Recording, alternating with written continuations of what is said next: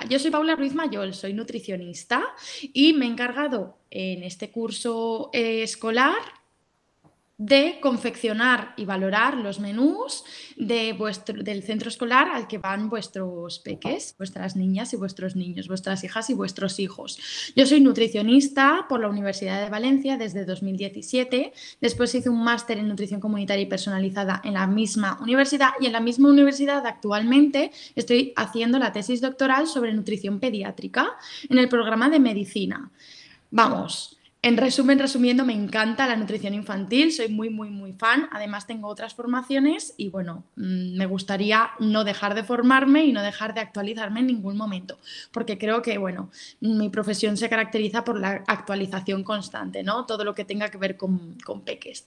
También me gusta mucho el tema de la lactancia materna y me he formado y me sigo formando sobre este tema. Y en cuanto a experiencia, bueno, pues no solamente hago los menús de este cole, también paso consulta online de nutrición pediátrica, trabajo en la planta de maternidad del Hospital PESET, un hospital público universitario de Valencia, haciendo la tesis doctoral, asesorando en nutrición durante el primer año de vida. Además, bueno, pues comparto mis conocimientos con otros profesionales sanitarios mediante cursos, másters en otras entidades y hago sobre todo educación nutricional en el área infantil a familias, a educadoras, a educadores, a cuidadoras, a cuidadores de niños pequeñitos.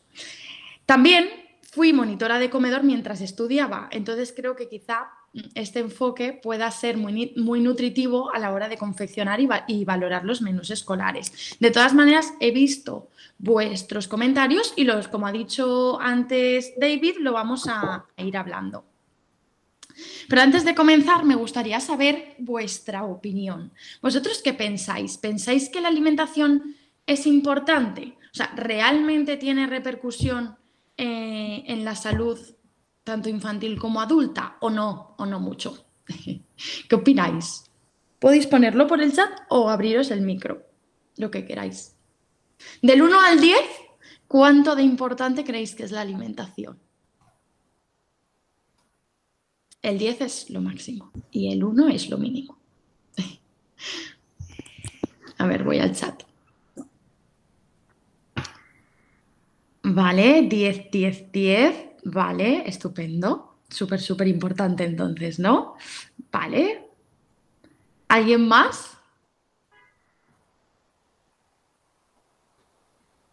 10 también, madre mía, muy bien, estupendo. Vale, pues bueno, realmente tiene importancia, ¿no? Más de lo que creemos, quizá. Y me gustaría exponeros aquí ¿cuánta importancia tiene la alimentación saludable?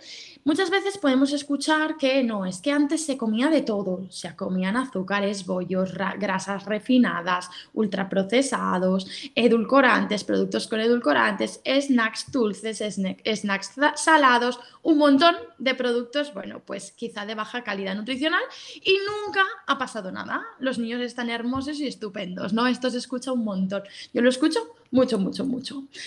Pero ¿realmente esto es justificación? ¿Realmente esto es verdad? ¿Estamos hermosos y estupendos? Bueno, actualmente las enfermedades cardiovasculares, como os he puesto en la diapo, son la principal causa de muerte a nivel mundial. ¿Y qué pasa con las enfermedades cardiovasculares? Bueno, engloban a un montón de enfermedades en general crónicas que se pueden prevenir mediante la alimentación y, bueno, pues el ejercicio físico, estilo de vida, ¿no? Pero sí realmente hay un gran papel en la alimentación a nivel de prevención, de evitar este tipo de enfermedades crónicas, de enfermedades cardiovasculares que tanto nos afectan actualmente. De hecho, en 2019 se hizo un estudio aquí en España que se llama Estudio Aladino, es de Open Access, podéis acceder libremente al estudio completo y leerlo y bueno, es interesante leer los resultados, las conclusiones, pero una de las figuras, una de las imágenes que nos muestran es esta que os comparto en la diapositiva, que pone prevalencia de sobrepeso, obesidad y exceso de peso según los estándares de la Organización Mundial de la Salud en función del sexo. Y es que vemos que el sobrepeso y la obesidad, en definitiva, el exceso de peso es muy prevalente a día de hoy. En general, pues para las niñas, el estudio fue hecho en niñas y niños de 6 a 9 años. Pues en este periodo de tiempo se ve el ratón, ¿no? Perdón, ¿se ve el ratón? Se ve, sí, sí, sí, la Vale. flechita se ve. Vale, gracias. Vale. Bueno, pues como podéis ver, está la prevalencia de exceso de peso, tanto en niñas como en niños, alrededor de un 40%. Eso es una barbaridad. O sea, realmente 4 de cada 10 niños podría llegar a tener, según este estudio, exceso de peso, ¿no? Esto es lo que se vio por lo menos en 2019, cuando se publicó el estudio. Luego también vemos que, bueno, pues que este exceso de peso se puede relacionar en cierta medida con el desarrollo de ciertas patologías, de ciertas enfermedades. Por ejemplo, la diabetes, la presión sanguínea, el colesterol alto.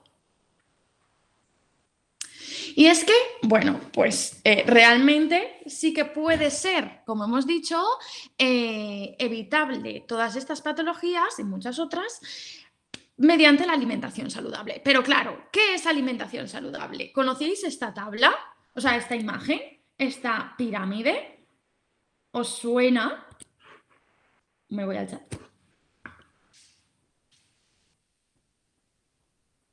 Dice Berta, hipertensión, diabetes, ictus, etcétera, todo prevenible con una buena alimentación. Berta es enfermera, es la enfermera del cole. Gracias, Berta. Vale, la pirámide nutricional, vale, nos suena, ¿no? Y pone Mudeni. Dice, sí, puntos suspensivos. ¿Nos suena? ¿Y qué opináis de la pirámide? ¿Bien? ¿No bien? ¿Nos dejamos llevar, guiar por esta pirámide o no? La enseño otra vez. Esta.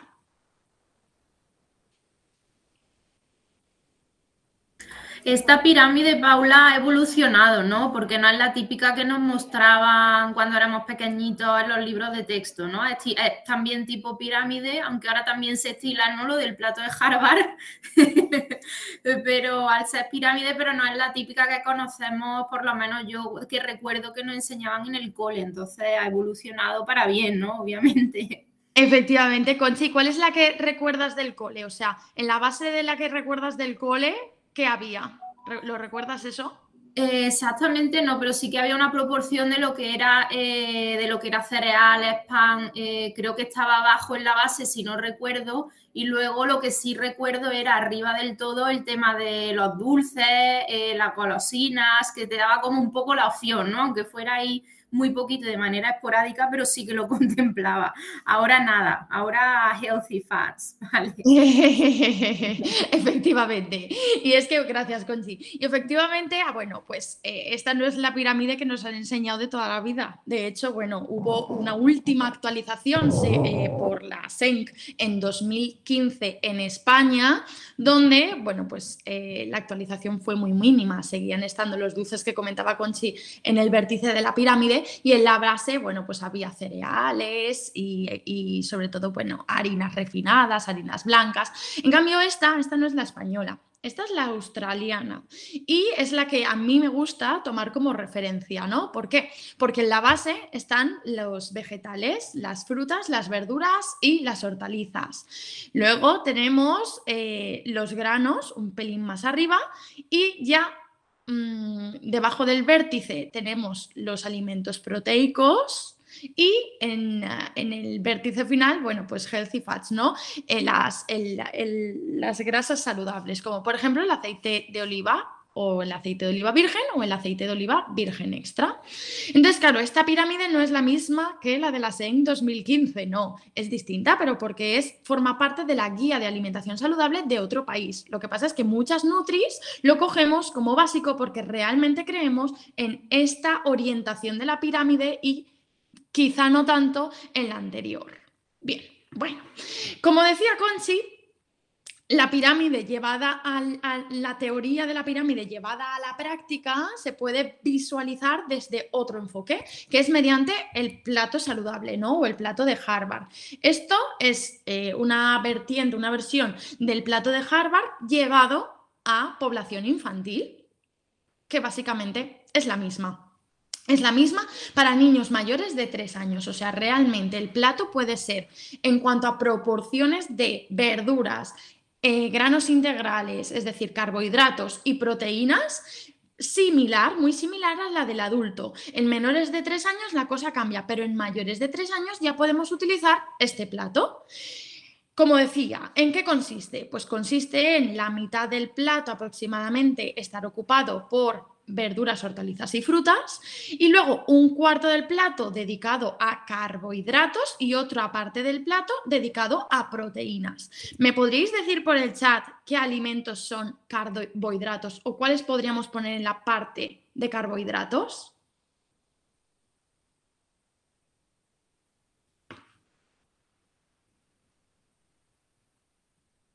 ¿Carbohidratos qué alimentos son? ¿Qué grupos de alimentos? Dice David, pan, pasta, arroz. Berta, patatas, pan, pasta, legumbres, ¿vale? ¿Qué más? ¿Qué más podemos poner aquí? Las legumbres podrían ir en las proteínas también. Si nos fijamos en el plato, vemos que en la parte de la proteína no solamente están el pescado, la carne y los huevos, sino también algunos frutos secos. Veis aquí almendras y aquí tenemos unas alubias. Es decir, parte de frutos secos y parte de legumbres también lo podríamos incluir en la parte de proteína, aunque las legumbres son ricas en ambas, tanto en carbohidratos como en proteína, ¿vale? Pero sí, muy bien, muy bien. El boniato también, la avena, la quinoa, muy bien, pasta, pan, cereales, muy bien, estupendo, muy bien.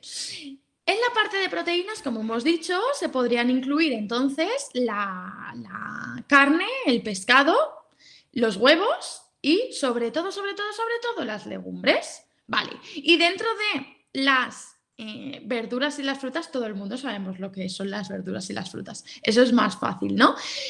Dice Almudena, ¿frutas? ¿Realmente las frutas sería interesante ponerlas dentro del plato o no es necesario? No es necesario que se pongan dentro del plato. Lo podemos ofrecer fuera del plato, pero que haya más cantidad de vegetal que de otros alimentos. Ese es el enfoque, la vertiente esta del método del plato y de la alimentación saludable también y de la pirámide más actualizada.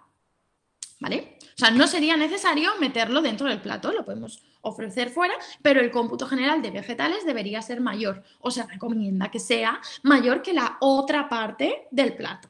Y diréis, madre mía, eso es dificilísimo. ¿Cómo un niño se va a comer la mitad del plato de verduras? Bueno, luego vamos a hablar de esto, de cómo podemos conseguir esto, o quizá no la mitad, pero aquí ya cada uno personaliza, ¿no? Cada caso que es, bueno, pues a lo mejor mi hijo no tolera o no acepta ni come con regularidad actualmente todavía las verduras, entonces medio plato no, pero vamos a dejarlas presentes y poquito a poco vamos ofreciendo más.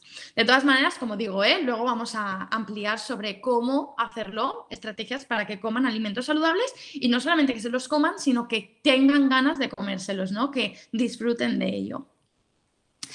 Bien, vale, retomo.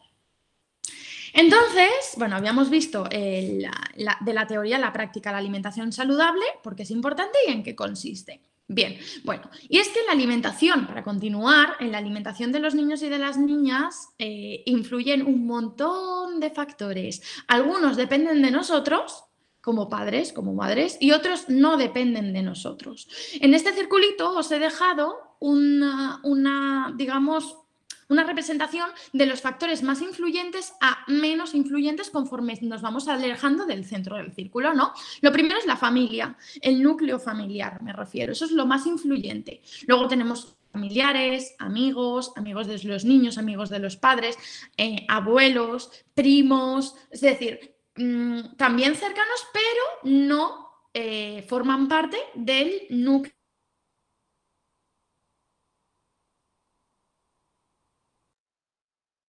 En las escuelas, los centros sociales, los maestros, las maestras, los centros escolares, los medios, la industria alimentaria, los supermercados.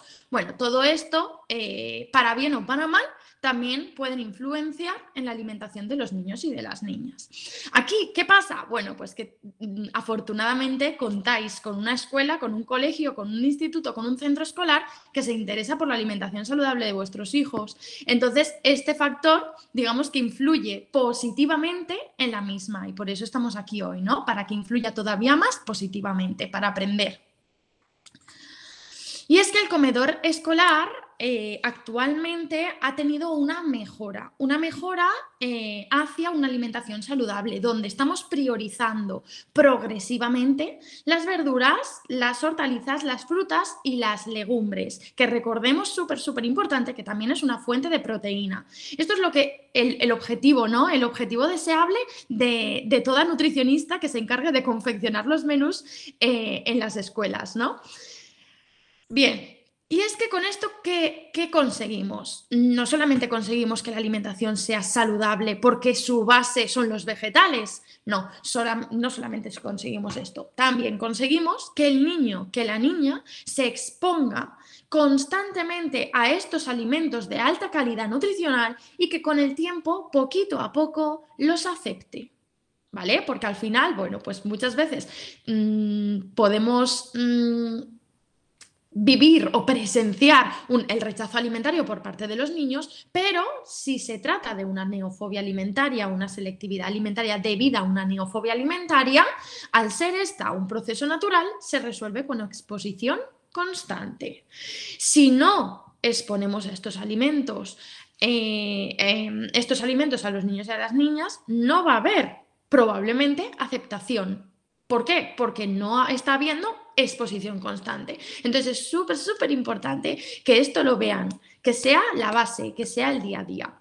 Y eso es lo que estamos intentando hacer en el cole. Progresivamente, ya digo, progresivamente. No sé si os leísteis o visteis la carta de... Voy al chat. No sé si os leísteis o visteis la carta de... que os puse cuando presenté el menú en el primer trimestre. Ponía algo así como que el menú no era perfecto en aquel primer trimestre, porque a nivel nutricional se podían mejorar muchas cosas, pero que lo que queríamos era que progresivamente el niño y que la niña, los niños y las niñas del centro escolar, fueran aceptando poco a poco estos alimentos de alta calidad nutricional, que normalmente, bueno, pues desgraciadamente no saben igual de bien o con tanto sabor tan intenso como un producto procesado súper palatable. Entonces, como nos interesa esto, poco a poco vamos aumentando la calidad del menú y progresivamente conseguiremos mayor aceptación por parte de los niños. Leo el chat. Dice Berta, nada que ver con los comedores de Estados Unidos, afortunadamente. Y dice Almudena, verdura, hortalizas, sí, hay que conseguir que se lo coman, porque si dicen que no les gusta no servirá de nada. Exacto. ¿Cómo lo conseguimos? Ahora hablamos. Venga, pues vuelvo. Bien, entonces, bueno, en resumen, resumiendo, podemos decir que el comedor escolar no solamente sirve para ofrecer comida higiénica, o sea, inocua y de calidad nutricional en un espacio acogedor, sino que también sirve para fomentar tres cosas: la educación nutricional, la educación para la salud, la educación para la convivencia y también la educación para el ocio mientras se come, ¿no? Que realmente sea un momento agradable donde estamos aprendiendo de qué se trata esto, de comer en torno a una mesa todos juntos unos alimentos de alta calidad nutricional. En definitiva, el comedor escolar es una oportunidad y sé de primera mano, porque el interés del equipo directivo es súper alto en que la alimentación saludable es una prioridad y lo estamos enfocando de manera que sea una oportunidad donde poco a poco se vaya progresando y se vayan los niños contentos a casa con las legumbres que han comido ese día. Ojalá, poquito a poco, esto se consigue con exposición constante. Entonces, bueno, me voy a meter de lleno en las dudas que habéis enviado mediante el formulario. Me gustaría responder todas las que habéis enviado. Y es que, bueno, pues una de las preguntas que se suele preguntar es, ¿esta chica nutricionista vale bien? ¿Que ha confeccionado los menús? Vale bien, correcto. ¿Qué criterios utiliza o sigue para elaborar los menús? Bueno, pues los criterios que utilizo para elaborar los menús son lo que sé y lo que he aprendido durante mi formación y mi actualización constante, pero además estos son las portadas de los documentos que yo creo que son de referencia sobre alimentación saludable en etapa escolar y en el comedor escolar. Lo digo porque, como esto va a quedar grabado, si en algún momento pues queréis buscar alguno, podéis hacerlo y podéis leerlo completamente y ver qué pone y ver cómo se afronta, ¿no? Y ver cómo se está haciendo en el cole, para que tengáis una base sobre la que poder empezar a leer sobre el tema si es que os interesa. Por ejemplo, sin ir más lejos, ponéis alimentación saludable en la etapa escolar, guía para familias y las escuelas, edición 2020 de la Generalitat de Cataluña. Bueno, pues si lo ponéis tal cual en Google, os sale el documento completo. Otra pregunta muy habitual es, ¿cuántas calorías tienen los menús? ¿Qué ratio de macros, de macronutrientes? Se refieren a proteínas, hidratos de carbono y grasas. ¿Tienen porcentualmente o en gramos? ¿Cuántos gramos de fibra al día aporta este menú? Bien. Esta es una pregunta súper habitual que llama mucho la atención, ¿no? El tema de los números, las calorías, los macros, los gramos. Lo que yo tengo que aportar respecto a esto es que los menús de este cole, bueno, y de ninguno de los que yo me encargo, están calculados en base a las calorías, ni a los macronutrientes, ni a los gramos. O sea, no hay hecho un conteo cuantitativo. Y no es porque no sé... O sea, quiero decir, está hecho de manera premeditada, ¿no? El que no sea mediante... no se ha efectuado mediante un conteo cuantitativo. ¿Por qué? Porque la base de la calidad de la dieta son los alimentos. ¿Los alimentos cuáles? Los de cierta calidad nutricional. Es decir, es más importante la calidad del alimento aportado que la cantidad del alimento aportado, la cantidad de gramos de X alimentos para que justo cuadren las calorías con los macros, tal. No, realmente lo que estamos siguiendo es, bueno, el método del plato que os he comentado antes, priorizando los alimentos que son de alta calidad nutricional, que realmente creo que es lo importante, no solamente en infancia, sino también en edad adulta. ¿Por qué? Porque los niños y las niñas comen en función de su hambre y de su saciedad las calorías que necesitan. Nosotros somos los responsables de ofrecer al niño, a la niña, un plato que sea adecuado nutricionalmente, que tenga las proporciones adecuadas, que tenga la presencia oportuna de proteínas, que tenga la presencia absoluta de verduras, ¿no?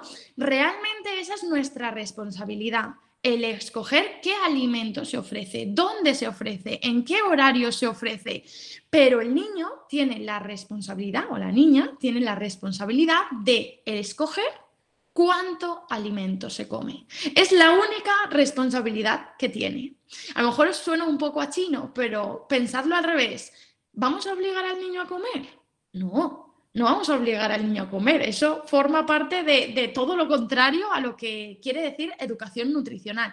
No se trata de obligar al niño a comer una cantidad en cuestión, no, se trata de que coma en función de su apetito un alimento saludable. Y eso es lo que intentamos promocionar y favorecer mediante el menú del cole.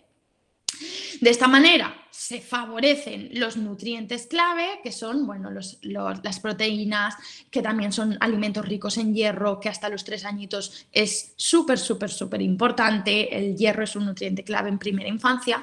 También la densidad energética, que se aporta mediante una grasa de calidad, un aceite de oliva virgen, unos hidratos de carbono en medida de lo posible integrales. Entonces, claro, al final, bueno, pues al ser la base de la alimentación los productos, los alimentos vegetales, también estamos favoreciendo el consumo de fibra, el consumo de vitaminas, el consumo de minerales. Esto sucede si el niño come en función de su hambre y de su saciedad.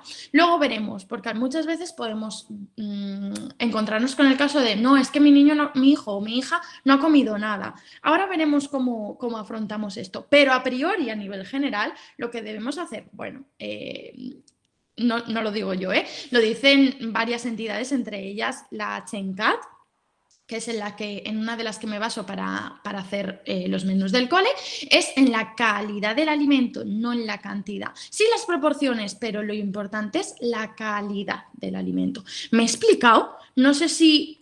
Voy al chat. No sé si me he explicado. ¿Queréis que lo explique de otra forma? Es que esto es como que crea mucha confusión. ¿Me he explicado? En cuanto a por qué... Vale, estupendo. Gracias, Almudena. Cuánto feedback. Qué bien. Muchas gracias. Muy bien. Vale, genial. Muchas gracias, chicos. Vale. Venga, pues continúo. Bien. Vale. Bueno, pues este es el menú de invierno del cole, de vuestro cole. Os lo entregarán, no sé si os lo han entregado, pero si no, os lo entregarán próximamente. Y es que, bueno, pues como digo, ¿no? Intentamos fomentar las verduras, las hortalizas, las frutas, siempre de postre, y si puede ser locales y de temporada, mejor. Lo intentamos fomentar de esta manera. Y las legumbres, como no podría ser de otra forma, ¿no? Por ejemplo, en la primera semana del primer mes de invierno del 2022, vemos que tenemos las legumbres tanto el lunes en forma de musaca de soja o de lentejas, como el martes en formato de los guisantes añadido al segundo plato, y también los tenemos el jueves en formato de potaje de alubias y verduras. ¿Podrían haber más? Sí, podrían haber más cantidad de legumbre ofrecida, y ya hemos visto porque es interesante, ¿no? No solamente es densidad energética, no solamente es proteína, no solamente es hierro, que hemos dicho que es un nutriente clave en primera infancia, no solamente son vitaminas y otros minerales tal como el hierro, ¿no? También es fibra, que es súper interesante a nivel intestinal. Entonces, bueno, en medida de lo posible, en el tercer trimestre intentaremos aumentar todavía más la ración de estas legumbres. Y luego, como veis, que había una duda en las preguntas que nos habéis enviado, había una pregunta de ¿y las verduras es que no están presentes? No hay ensalada. Efectivamente, no hay ensalada. ¿Por qué? Bueno, pues porque yo me encontré el comedor en una situación en la que estaba costando un poco la aceptación de un menú 100% saludable. Entonces decidí tomar la estrategia de que la verdura no fuera siempre, en todos los días, aportada como ensalada, como plato aparte, sino que estuviera involucrada esta verdura tanto en el primer plato como en el segundo plato. Entonces, de esta manera, así es, ¿no? Tanto en primer plato como en segundo plato, siempre hay algo de verdura, ya sea cruda o ya sea cocinada. Por ejemplo, si os fijáis, en este viernes de la semana 3 tenemos merluza a la marinera con almejas y ensalada. Por ejemplo, aquí sí que ensalada, pero no aparte, sino como guarnición de este segundo plato.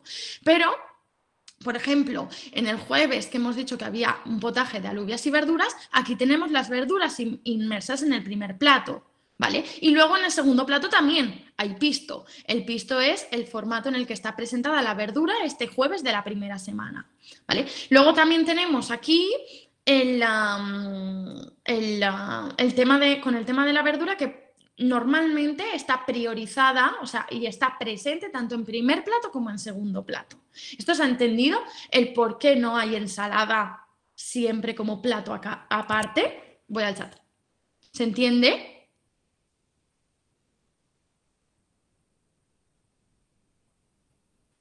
Ahí leo vuestros comentarios de antes. Vale, gracias por el feedback.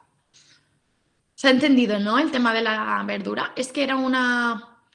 Vale, genial, perfecto, muy bien. Las verduras están integradas en los platos, efectivamente. El año pasado tiraban mucha ensalada, creo, dice Berta. Sí, bueno, eso suele pasar mucho, la verdad. Desgraciadamente suele pasar mucho. Entonces, bueno, hemos decidido tomar esta nueva estrategia, este enfoque en este curso escolar y por ahora está yendo bien. No estaría mal alguna ensalada para familiarizarse. Sí, efectivamente, poquito a poco estamos incluyendo. Como ves, por ejemplo, en el jueves hay ensalada y algún día más también. O sea, poquito a poco vamos progresando. Sí, muy bien. Efectivamente, estoy de acuerdo, ¿eh, Borja? Vale, pero también es bueno que tengan ensalada alguna vez, efectivamente. Sí, iremos progresando trimestre a trimestre. Sí, justo.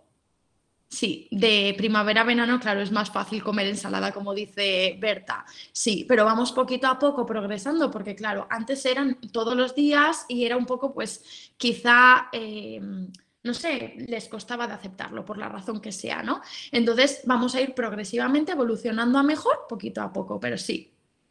Vale, bien, genial. Vale, pues me alegro que os parezca guay la idea. Me alegro, a ver si lo conseguimos, ¿eh? A ver si yo creo que sí. Vale, bueno, pues simplemente eso, ¿no? Que recordemos que vamos mejorando la calidad poco a poco. A ver, este menú es de calidad, doy mi visto bueno, o sea, está firmado por mí, si no, no lo firmaría, o sea, de verdad soy sincera. Realmente es de buena calidad. Lo que pasa es que podría ser mejor, lo que vamos poquito a poco mejorando para favorecer la aceptación de los niños conforme el curso escolar avanza, ¿vale? Bien. Algunos comentarios sobre el menú actual que me habéis puesto también en el formulario que os enviaron desde el equipo directivo. Una familia me decía, ya no hay ensalada diariamente y además hay muy poca en todo el menú. Esto ya lo hemos explicado, sí hay presencia de verduras y cada vez habrá más presencia de ensalada. Luego, por otra parte, todos los lunes arroz, sin tener en cuenta que los domingos se suele comer arroz en casa.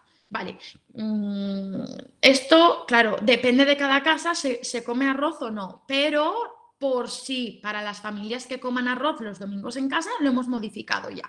Y a partir de este momento ya van a ser otro día diferente al lunes. Como veis, lo hemos puesto los miércoles, ¿vale? El tema del arroz para que no repitan 2 días seguidos arroz. O sea que, oído cocina. Luego tenemos, la oferta de frutas se reduce básicamente a manzana, plátano y pera. No, yo siempre pongo mucha variedad de fruta de temporada. Aún así, se puede escoger mientras sea de temporada. O sea, si realmente hay otra que sea de temporada, se podría escoger. Y esto lo sabe el centro, o sea, esto lo sabe el cole. Lo que a mí me interesa es que sea fruta de temporada y si puede ser local, eso ya sería maravilloso. Pero sí, siempre hay fruta de postre local y de temporada. Vale, aclaraciones sobre los productos que son caseros y cuáles son procesados o congelados. Todo es casero. O sea, en el momento en el que ponemos una pizza, no cogemos una pizza precocinada y se la calentamos a los niños, no. Todo lo que he puesto es para que se ofrezca casero. Todo es casero. Luego dice otra familia, la cantidad de fritos semanales es bastante alta. Bueno, ¿qué pasa con los fritos? ¿Qué opináis sobre los fritos? Va, os leo por el chat. ¿Los fritos bien o los fritos no tan bien? ¿Qué opinamos sobre los fritos? Aquí hay mucho mito, con el tema de los fritos, pero ¿realmente un frito es de baja calidad nutricional? ¿Está prohibido un frito?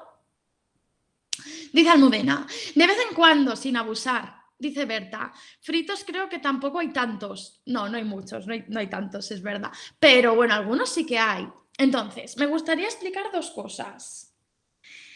Lo primero, que todos los fritos que se están ofreciendo en el cole son fritos en aceite de oliva.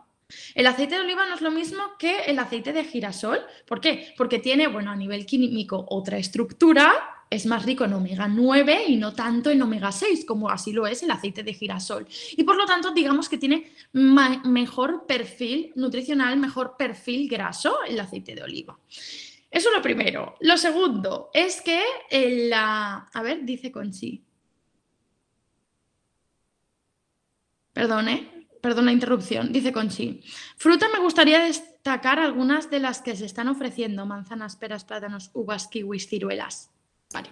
Sí, Paula, me gustaría solamente hacer ese inciso porque, claro, nosotros es que también comemos en el comedor a diario y es cierto que hay mucha oferta de fruta, entonces no se reduce a las tres que nos han puesto porque nosotros precisamente lo vemos, entonces prácticamente a diario hay 2 o 3 frutas distintas para elegir y a lo largo del menú desde que comenzó septiembre hemos tenido muchísimas más que están añadiendo también compañeras, entonces simplemente para que se sepa.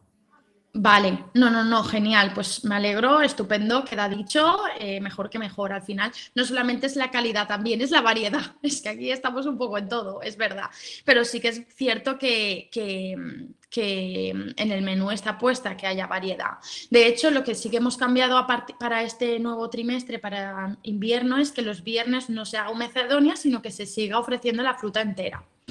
Pero sí, se fomenta la variedad. Vale, gracias, Conchi, estupendo. Nada, lo que decía de los fritos. Los fritos no significa que no sean de tanta calidad nutricional. Lo primero, el aceite es de calidad y eso pues aporta, ¿no? Porque en vez de ofrecer tanta cantidad en la dieta de omega 6, como decía antes, que se haría si lo hiciéramos el frito con aceite de girasol, se ofrece el omega 9, que digamos que actúa favorablemente en la dieta total de los niños y de las niñas y también en la de los adultos y de las adultas. Y luego es que también depende de cuántas frituras lleve ese aceite. ¿Es de un solo uso o lleva 20.000? No, aquí intentamos que la calidad del aceite sea buena. Y lo tercero es que, si os fijáis, los fritos normalmente van asociados a una verdura. ¿Por qué? Porque las verduras es justo lo que cuesta que coman. En cambio, en el anterior trimestre tengo mucho feedback con el equipo directivo porque, bueno, nos interesa que el menú sea lo más saludable posible, ¿no? Entonces hablo mucho con ellos y me dijeron que la berenjena, si era rebozada y era frita, tipo chips, se la comían muchísimo mejor que una berenjena a la plancha, por ejemplo. Entonces, al final, bueno, pues son pequeñas estrategias que puntualmente no tienen por qué afectar negativamente a la calidad total de la dieta de los niños y de las niñas, ¿vale? O sea, está hecho adrede esto y nos hemos preocupado de que el aceite sea de buena calidad. Dice Almudena, Berta, las croquetas de espinacas son muy buenas, pero los niños no se las comen mucho. Hay que conseguir que se las coman. Vale, vamos, estamos en ello, estamos en ello. Dice, me alegro saber que todo es casero, pero por ejemplo hoy la hamburguesa me comenta Daniel que el pan estaba congelado, que no ha salido descongelado correctamente. Esto yo no lo sé, la verdad. Dice Berta, sí, hay que insistir en que lo prueben, ese es el primer paso. A ver, esto yo no sé lo del pan, ¿vale? Esto yo no lo sé lo del pan exactamente, pero una cosa tengo que decir, que el pan, hacerlo en el colegio, hacer la masa madre y dejarlo fermentar horas y horas, esto no lo hacen. Pero existen muchas marcas de pan y muchas entidades que elaboran pan de buena calidad y que estén previamente ese pan congelado no significa que sea de baja calidad. Lo que tenemos que fijarnos es en los ingredientes del pan. El pan en los ingredientes debe de llevar la harina en cuestión, que suele ser harina de trigo, pero bueno, también podría ser harina de cualquier otro cereal, de espelta, de mijo, de centeno, me da igual. La harina, agua, fermentos y sal. Sal para menores de 2 añitos no se recomienda, pero para mayores de 2 años sí que se recomienda, según la Organización Mundial de la Salud en 2020. Entonces, mientras este pan sea hecho, contenga ingredientes de buena calidad, no pasa nada si para su conservación se ha sido congelado. O sea, no es ningún problema esto. Gracias a ti, Berta. Dice David, hay cosas del menú y cosas de la cocina. Siempre evaluamos la calidad que sale de la cocina. Si ha pasado, aprendemos de esto para evitar que pase otra vez. Vale. Bien, vamos a continuar, pues. Entonces, tenemos aquí, bueno, una propuesta que hacía otra familia que decía, pienso que sería positivo que les preguntaran a los alumnos qué comida les gustaría encontrarse cuando van a comer y adaptarlo a los menús saludables. A fin de cuentas, ¿ellos se lo van a comer o no? ¿Qué opináis de esto? ¿Debemos dejar en manos de los niños cómo debe ser el menú escolar? ¿Sí o no? ¿Y por qué, porfa? Os leo, va. Lo tenemos que dejar en sus manos. Borja dice, no, ellos no tienen toda la información. ¿Vale? Nos interesa su opinión, dice David. Efectivamente, nos interesa su opinión y en ello estamos trabajando, claro, pero en sus manos se les puede preguntar y escoger de ello lo que sea apropiado. Efectivamente, muy bien, Almudena, eso me gusta esa respuesta, eso súper bien. La verdad que sí, pero dejar el menú completo en su elección es un poco arriesgado. ¿Por qué? Porque estaría llenito de pizzas, de quizá no caseras, de pocas verduras, de hamburguesas todos los días completas. Entonces, realmente es arriesgado. Lo que estamos intentando fomentar en el centro escolar es que poco a poco, lo que he dicho, ¿no? Que progresivamente se vaya avanzando teniendo en cuenta su opinión y cómo reaccionan a los menús trimestre a trimestre para seguir mejorando y que lo acepten en mayor medida posible. Vale, vamos allá, vamos a continuar. Vale. Los yogures, otra pregunta. ¿Los yogures del mediodía, sí o no? Bueno, por supuesto, los yogures que ofrecemos no son azucarados, son naturales, pero no se ofrecen a mediodía. Se ofrece a mediodía siempre fruta en el cole. Realmente se debería ofrecer siempre fruta de postre. ¿Por qué? Sobre todo en primera infancia. Porque la fruta tiene un nutriente, tiene una vitamina que se llama vitamina C, que favorece la absorción del hierro. ¿Y qué hemos dicho del hierro? Del hierro hemos dicho que es un nutriente clave, sobre todo en primera infancia. Entonces, como la vitamina C presente en la fruta ayuda a que a nivel intestinal se absorba el hierro, y el hierro normalmente está en los alimentos proteicos, en la carne, en el pescado, en los huevos y en las legumbres, que no se nos olviden las legumbres, que también son proteicas y ricas en hierro. Estos grupos de alimentos se suelen ofrecer a mediodía o también en la cena. Por eso se recomienda que el postre siempre sea una fruta para favorecer la absorción del hierro en medida de lo posible, no un yogur. El yogur no impide la absorción de este hierro como se puede llegar a creer. Esto realmente no es así, no afecta considerablemente en la absorción del hierro, pero si damos el yogur de postre, estamos desplazando que el postre sea una fruta. Y si estamos desplazando la fruta de postre, lo que estamos haciendo es que el niño o la niña no tenga la oportunidad de absorber mejor este hierro gracias a la fruta. Por eso siempre en postres ofrecemos en el cole, y os aconsejo que ofrezcáis en casa también, fruta local y de temporada. ¿Cuál? La que sea. Por ejemplo, decía Almudena por el chat, podemos darles a elegir, quizá para hacerles partícipes. Efectivamente, a nosotros nos da igual que escojan una fruta u otra, realmente nos da igual. Lo que no nos da igual es que escojan un yogur. Entonces, quizá aquí el ejemplo práctico, ¿no? A la hora de presentar el postre al niño o a la niña, podríamos decirle dos opciones. ¿Qué prefieres? ¿Esta fruta o esta otra? Es decir, ¿qué prefieres? ¿Mandarina o kiwi? Que eso es lo que intentamos fomentar en el cole, ¿no? En cambio, claro, escoja lo que escoja, va a escoger una fruta, y eso es lo que nos interesa.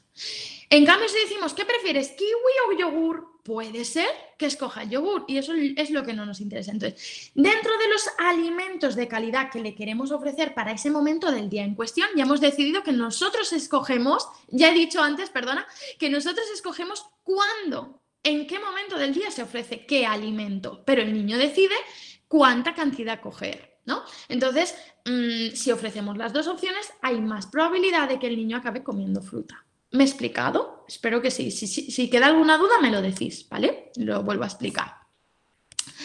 Bien, otra duda que es muy habitual es ¿qué hacer si no quieren comer durante varios días? ¿Cómo puedo conseguir que coma de todo? ¿Qué hacer cuando se niega a comer lo que hay en el plato? ¿Cómo hacer que pruebe algo nuevo? ¿Por qué antes le gustaba y ahora no? Esto es muy habitual. Estas preguntas nos rondan a todos la mente, ¿no? La cabeza. Pero, en primer lugar, antes de profundizar en la respuesta, porque esto es un mundo, me gustaría recalcar algo. Comer de todo es un objetivo deseable? ¿El niño tiene que comer de todo? ¿Qué creéis? Veo el chat, ¿eh? Os leo en el chat. ¿El niño tiene que comer de todo o no?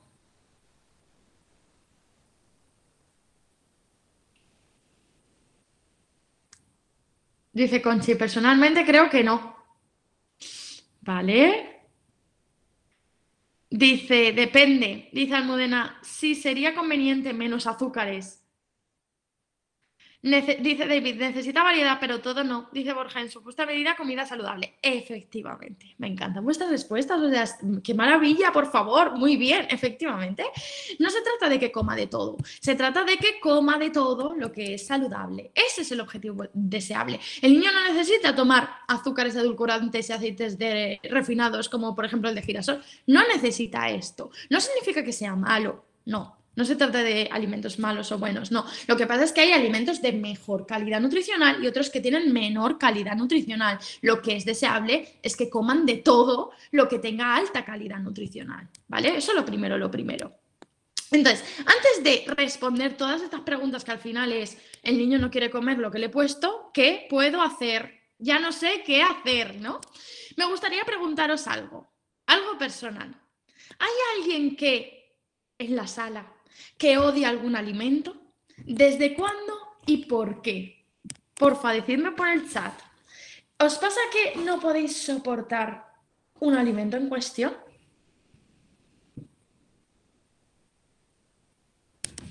Esto es un mundo. A mí me encanta hablar de esto. Cebolla cruda, dice Almudena. Ay, ay, ay, vale, megua. Dice David, pescado. ¿En serio? Vale, muy bien. Dice, desafortunadamente me lo como todo. ¿Cómo te llamas? NR. Y así te pongo nombre. Nima, ¿vale? O sea, que a ti te gusta todo, te lo comes todo, ¿vale? Estupendo.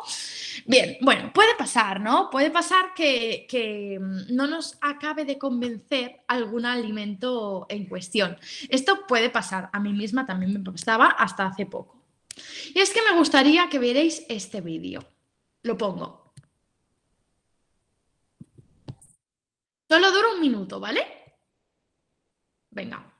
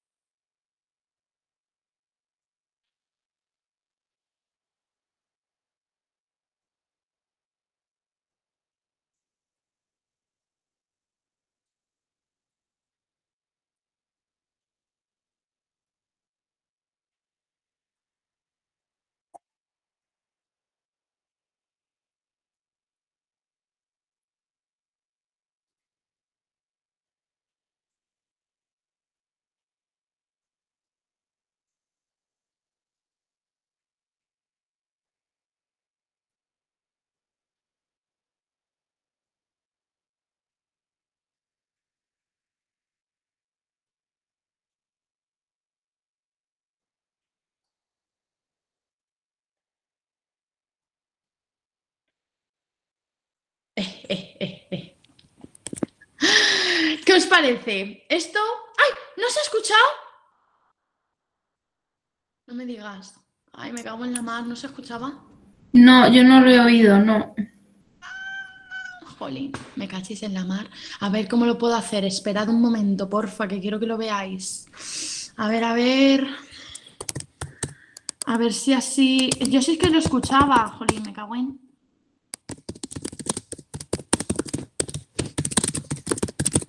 A ver. No sé si... A ver. Si... Decidme si ahora se escucha, porfa. ¿Voy, Vale, ya. Voy. A ver.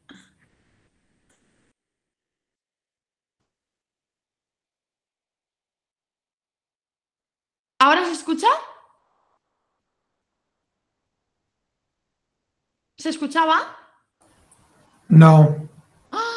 Ay, madre mía, guau. Vale, un momento. Jope, sí me encantaría que se escuchara. A ver, permitir que observe tu pantalla, sí. Jope. Bueno, vale, no pasa nada. Voy a hacer una cosa, a ver cómo lo puedo hacer. ¿Pone subtítulos? Sí. Ah, vale, perfecto. Venga, pues con subtítulos vamos a verlo, ¿vale? Voy.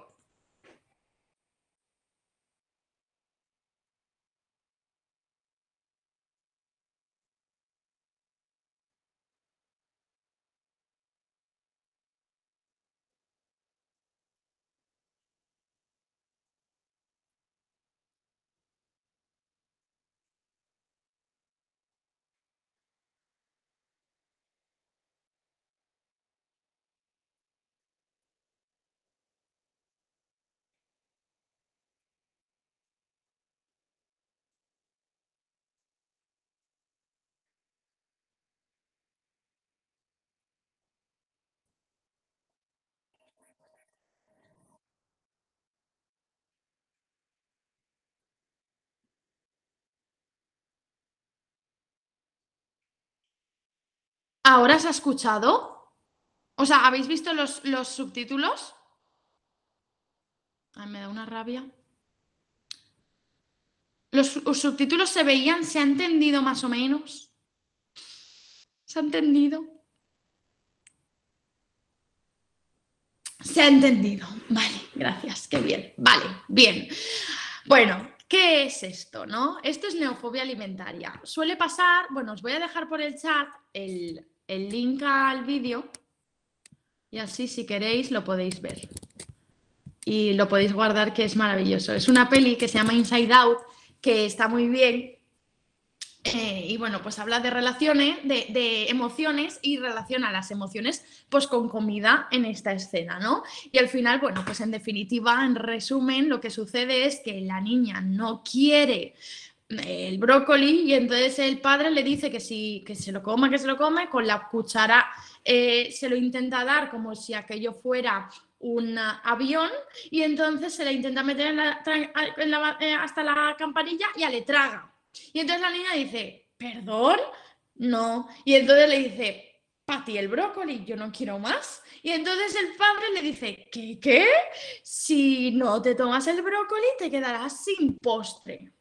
Amenaza, castigo, premio, postre. Y entonces es cuando la niña se pone a llorar y dice, ¿qué me estás contando? O sea, ¿por qué? ¿Qué he hecho yo para que no me des el postre? Y entonces es cuando le hace el avión, le entretiene con no sé qué y se lo acaba comiendo. ¿Qué opináis de esto? ¿Os ha pasado esto? ¿Creéis que la niña esa no va a comer brócoli en su vida? ¿O sí? ¿Qué creéis?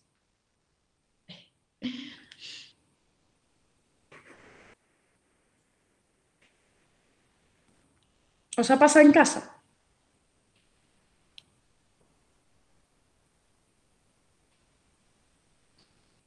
Dice Borja, no obligamos a comer. Muy bien. Enhorabuena. Muy bien. Dice Almudena, no. Como yo con la cebolla. Eso me pasó a mí.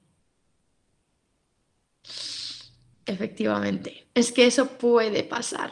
Es que eso puede pasar que la neofobia alimentaria, que es, como he dicho antes, un proceso totalmente natural, y que se resuelve con exposición constante, sin obligar y sin forzar al comer, en el momento en el que se obliga, se fuerza o se relaciona el hecho de comer un alimento con una emoción negativa, es posible que la neofobia alimentaria se convierta en aversión. Es decir, no me gusta. O sea, ¿por qué? Porque he vivido una escena pues quizá traumática o que fue muy negativa para mí en un momento de mi vida y ya no lo he vuelto a probar porque lo pasé tan mal que es que no lo puedo soportar. ¿Queremos esto? Seguro que no, ¿no? Al final, bueno, pues, ¿cuál es el consejo entonces para evitar que la aversión alimentaria permanezca en el tiempo y permanezca durante la edad adulta? Sin obligar a comer, sin forzar, sin premiar, sin castigar. Y luego esto hablaremos exactamente cómo lo podemos hacer entonces, ¿vale? Dice Conchi, forzar a comer un alimento tiene el efecto contrario. Sí que podemos animar a probar, efectivamente. Pero claro, entre la insistencia y la obligación hay una fina línea. Entonces, claro, seguro que lo sabéis ya por tanta práctica, ¿no? En casa, pero sí que es cierto que ahí ¿Hasta cuándo insistencia es insistencia y obligación es obligación? Ahora luego, a continuación lo hablamos, ¿vale? Bien, entonces, vamos a continuar. Si lo rechaza es que no le gusta, porque muchas veces podemos decir, ¿no? No es que como no se lo come y porque lo rechaza es que no le gusta. No. Si se trata de neofobia alimentaria, no es que no le guste, es que actualmente no lo come y no lo acepta para comerlo con regularidad. Pero no significa que no le guste. Ojo con el lenguaje. No es lo mismo decir, vale, no lo aceptas y no lo comes con regularidad, sí, es más rollo porque es más largo decir esto, que decir que no es que no le gusta, porque al final no me gusta, no me gusta. Al final se lo puede creer. Entonces el lenguaje también es muy importante. Ojo con lo que transmitimos. Si solo come 2 bocaditos, ¿es que come poco o es mal comedor o mal comedora? Bueno, pues ojo también con lo que transmitimos. ¿Qué es ser mal comedor? ¿Que no se quiera comer toda la cantidad que tú le has puesto o que le hemos puesto en el plato? No, eso no es que sea mal comedor. Recordemos, su responsabilidad es escoger la cantidad del alimento y nosotros escogemos la proporción, la calidad, el qué, el cuándo, el cómo, el formato, pero ellos deciden la cantidad y no juzgamos. Tened en cuenta lo dicho, que se resuelve con exposición constante. ¿Cómo sabemos que es neofobia alimentaria? Lo sabemos porque el niño puede ser selectivo ante ciertos alimentos, el niño o la niña, pero no se ve afectado el crecimiento. Es decir, el niño sigue o la niña que sigue creciendo en su línea de percentil aproximadamente, no justo, porque lo de los percentiles, bueno, pues van en torno a la misma línea, con picos y valles, pero van en torno a la misma línea de crecimiento en las gráficas de percentiles, ¿no? Pero lo que quiero decir, que si es neofobia alimentaria, no se ve afectado el crecimiento. En el momento en el que se ve afectado el crecimiento, ya estamos hablando de otra cosa, pero eso no es habitual. Es habitual que haya neofobia alimentaria sin afectación del crecimiento, que haya rechazo temporal de ciertos alimentos. Esto es totalmente normal y se resuelve con exposición constante, sin obligar. Si os preocupa de manera personalizada, de manera individual, mucho este tema, podemos analizarlo exactamente qué es lo que está pasando, si realmente es neofobia alimentaria o no, pero esto ya es a nivel individual, ¿vale? Por lo general suele ser neofobia alimentaria porque es natural, forma parte de los hitos y del desarrollo y del proceso de crecimiento. Entonces, ¿los niños y las niñas deben terminarse la comida del plato? No. Si el menú es equilibrado y saludable, lo más aconsejable es permitir que ellos y ellas coman en función de su hambre y de su saciedad. Ellos deciden cuánto, recordad, nosotros decidimos la calidad y la proporción en el plato y ellos deciden cuánto. Nosotros tenemos esa responsabilidad y ellos tienen otra, solamente tienen una, la cantidad. En cuanto a nuestra responsabilidad, hemos dicho qué calidades que las calidades a ofrecer y que las proporciones en el plato a ofrecer son responsabilidad nuestra. Entonces, lo que recomendamos nosotros los nutricionistas es darle prioridad cualitativa a estos grupos de alimentos y quizá no tanta a estos otros grupos que veis aquí a la derecha. Por ejemplo, yo priorizaría siempre la fruta, la verdura, la hortaliza, los frutos secos, ojo, en menores de 5 años chafaditos o triturados por el riesgo de atragantamiento, las legumbres, reinas de la pista, como ya hemos hablado, el huevo, los integrales, el queso fresco o bajo en sal, el yogur natural, el pescado. Y yo no le daría prioridad ni en el cole ni tampoco en casa al pan blanco, a las harinas blancas en general, a los tubérculos, no porque sean buenos o malos. Esto no se trata de que sea bueno o malo, se trata de que el tubérculo suelen comer un montón normalmente y no es necesario priorizarlo tanto. ¿Vale? No estamos hablando que esto sea malo y lo de la izquierda sea bueno. No se me malinterprete, porfa. Esto es no prioritario porque solemos comer demasiado actualmente. Luego tenemos las carnes, los embutidos, los zumos, los postres lácteos, que tienen mucho de postre y poco de lácteo, y luego la bollería, por supuesto.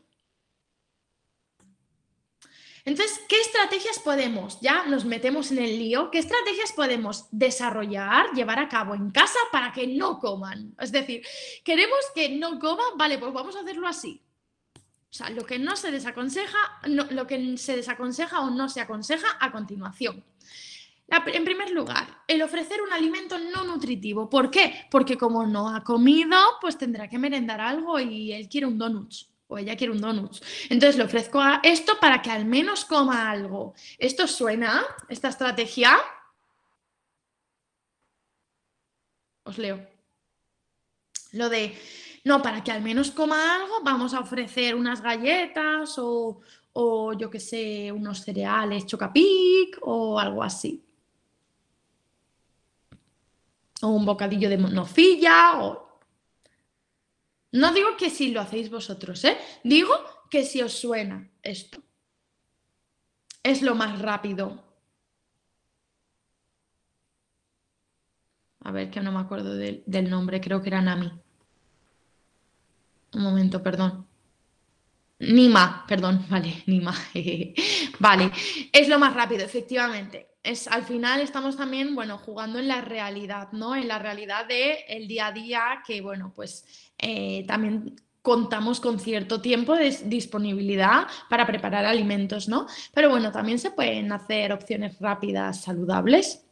Por ejemplo, un plátano es súper rápido. Ale, toma plátano, ya está, eso es súper rápido, no hace falta hacer nada. Pero sí que es verdad que lo más rápido es, Ale, para que tal, cómete esto y al menos tienes calorías suficientes, aunque no sean de muy alta calidad nutricional. Bueno, pues esto es un error. ¿Por qué es un error?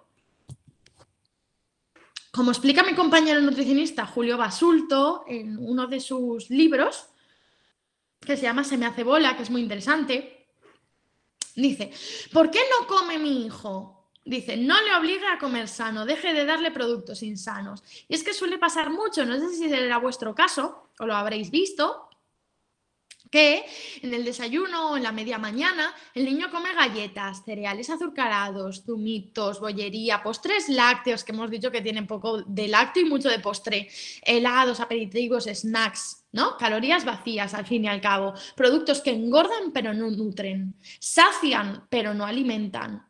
Y entonces, claro, va sin hambre a la hora de la comida. Lógicamente no tiene hambre y además la comida suele ser menos apetecible que la comida de antes, que era de forma artificial hiperpalatable. Hiperpalatable quiere decir que a nivel de ingredientes añadidos llevaba muchos alimentos, muchos ingredientes que saben un montón. Entonces, claro, las comparaciones son odiosas. Entonces acaba comiendo menos en la comida. Pero claro, llega con hambre a la media tarde porque casi no ha comido aquí. Y entonces vuelve a comer productos de baja calidad nutricional. Y finalmente llega la cena y se vuelve a repetir lo mismo que en la comida. Que esto pasa un montón, ¿eh? Igual decís, madre mía, ¿qué dice? No, esto pasa un montón. Además, la cena suele ser menos apetecible que la media mañana, el desayuno y la merienda. Entonces es normal que lo rechace. Entonces es posible que no coma alimentos de alta calidad nutricional porque, claro, tiene acceso muy frecuentemente a los alimentos de baja calidad nutricional hiperpalatables. ¿Me he explicado? Entonces, claro, es complejo, ¿no? Es complejo. Aún así, yo la primera estrategia que doy es esto vamos a intentar evitarlo. Vamos a intentar evitar el ofrecer un alimento de baja calidad nutricional para que al menos coma algo. La clave yo creo que está en no ofrecer, no negar. Es decir, ¿el niño te lo pide? No se lo negamos. Pero si el niño no lo pide, no se lo ofrecemos. ¿Esto qué quiere decir? Porque claro, no ofrecer, no negar, ¿no? Todo el mundo sabemos lo que es no ofrecer, no negar. Vale, pero ¿qué es no ofrecer? ¿Se puede contemplar como no ofrecer el que no pase por el pasillo de las galletas en el supermercado el niño? Si pasamos con él, no se la estamos ofreciendo, pero si pasamos por ahí, ¿el niño puede entender o la niña puede entender que se lo estamos ofreciendo? ¿Eso es ofrecer o no? Si lo ve en un un canal de dibujos animados justo en los anuncios y veo un anuncio de un producto de baja calidad nutricional? ¿También se lo estamos ofreciendo? Dice Borja, es un estímulo, efectivamente. Al final, no se lo estamos ofreciendo directamente, Ale, toma, no estamos haciendo eso, pero sí que se lo estamos dejando a su disposición, no directamente, pero sí indirectamente. Y esto también lo podríamos contemplar dentro del no ofrecer, no negar.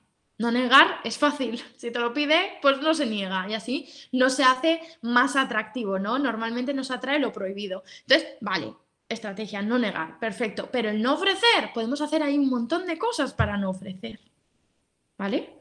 Simplemente pensarlo en vuestro día a día, ¿podría hacer algo? ¿Realmente se lo estoy ofreciendo más de lo que creo? Indirectamente, ¿podría hacer algo para ofrecérselo todavía menos, incluso indirectamente? Es reflexionar. Os animo a hacerlo. Es complicado, ¿eh? Yo lo entiendo que es complicado. Vale, sigo compartiendo y en este momento os enseño otra de las estrategias que no son útiles, el premiar, ¿no? El premiar no se aconseja, ¿por qué? Pues como hemos visto en el vídeo de antes, al final estamos, digamos, compensando emocionalmente con comida, con un premio. Ya sea el premio comida o no, no es aconsejable. El castigar tampoco se recomienda. ¿Por qué? Porque estamos asociando un sentimiento, una emoción negativa con la comida y no se trataba de eso. El obligar, lo mismo, como decían por el chat, no se recomienda.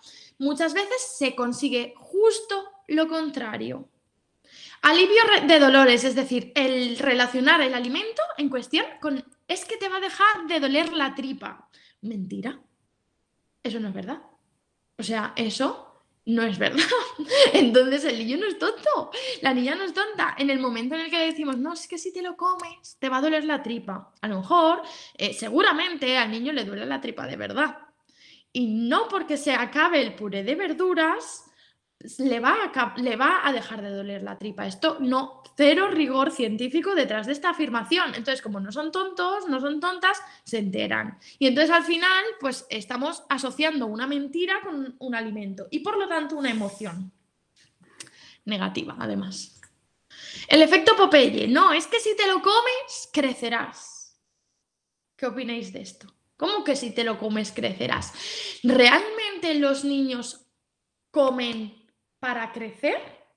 No, los niños no comen para crecer, los niños comen porque están creciendo. Es decir, los niños crecen y por lo tanto comen. En función de sus brotes de crecimiento, comen más o comen menos. Por ejemplo, al añito tienen un brote de crecimiento, es decir, dejan de crecer exponencialmente como lo habían hecho hasta ahora.